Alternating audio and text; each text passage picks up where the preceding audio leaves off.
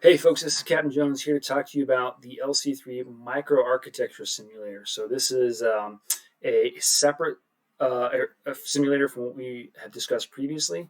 It's beneficial in that it gives us a slightly uh, more in-depth look at the LC3. But effectively, our goals are just kind of like they were for the previous lesson on the LC3 simulator. So we're going to discuss what the simulator is and what it's doing, and then we'll use it to write and run an LC3 program. So let's get started. Okay, so the microarchitecture simulator sort of exists at one level lower in the abstraction, this primitive abstraction, than does the previous simulator. So, this piece of software, we're going to use effectively two pieces of software to interact with the simulator. We're going to use that. We've got an editor here, which lets us write and assemble assembly code, just kind of like the other simulator does. And so that's kind of like our ISA interface. And then the actual simulator itself is one level below that. We're going to see that the sort of the top level of the simulator here is the actual organization of this computer, the LC3. And so what this simulator does for us is not just show us the values in these registers and what's in memory, but it actually simulates the signals that occur inside the LC3. So if you follow this link here to the LC3 editor, you should be taken to this page, which is a resource page for one of the older editions of this textbook. And you should be able to download either the Windows or Unix version of this simulator. Once you do, that will allow you to install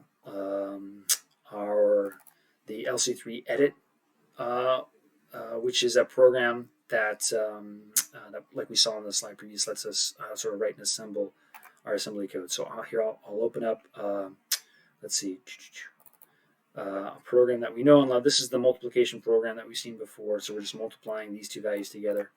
And once I have this in my editing window, if I can click the ASM button over here to assemble my program, and I should see 0 errors at the bottom, just like I did on my previous the other simulator. If there was any problem with this code, like let's say, like before I forgot an opcode, I'll get some error message that informs me that there was an unrecognized opcode on line 4. If I count 1, 2, 3, 4, that's this line. So hopefully that's enough to kind of jog my memory that the error was here. And once I get 0 errors, I know I've assembled correctly. And in order to get the actual microarchitecture simulator that we see here, you need to download one more program. So if you follow this link here, you'll get taken to a download page for LC3 UArch, which is Microarch. This program is a Java program, so you also need to make sure you have Java installed on your machine, and then that will show up wherever you install that. If you double click that, it'll open up this window. Okay, so I'm going to change my display settings a little bit here so we can try to get the whole simulator in at the same time. Hopefully this isn't too awful on the eyes. But now I can see my whole simulator here. If I'm going to load my program, I'll go here to File, Open. I'm going to look for that program that I just compiled from the LC editor. So that's here. Okay. And so now I can see at memory address 3000. This is my multiplication program. I've got 5 and 4 loaded in these places in memory. And so I'm ready to go.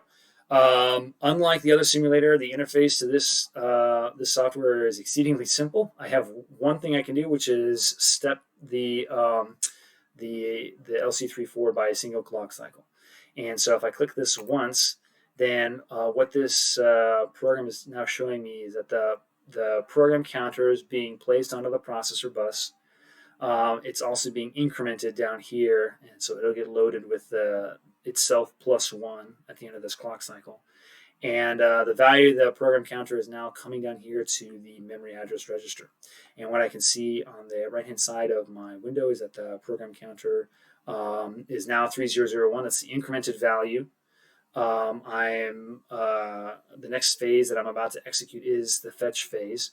And so if I click this clock cycle one more time, I'll move into the other part of that fetch phase, where the program counter is being placed, or memory is being accessed at the program location of the program counter, and the memory data register is being loaded with the instruction that's at that memory location.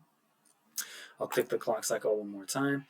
The instruction that was at that memory location is now being loaded onto the processor bus and placed into the instruction register. And so now I can actually see that in my system here. I can see, what's it here? My instruction register has the value 2206, which is the binary value of my very first instruction to load R1 with the value memory location 3007. And I can also see down here that that is what the instruction is, and that my next phase, since I've loaded or fetched that instruction, is to decode it. So I'll click the clock cycle one more time to decode that instruction.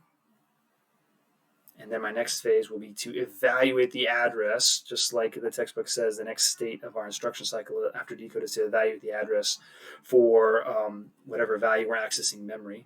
In this case, we are computing the program counter plus some offset here in order to access this value in memory 3007. And that value is then being sent to the memory address register.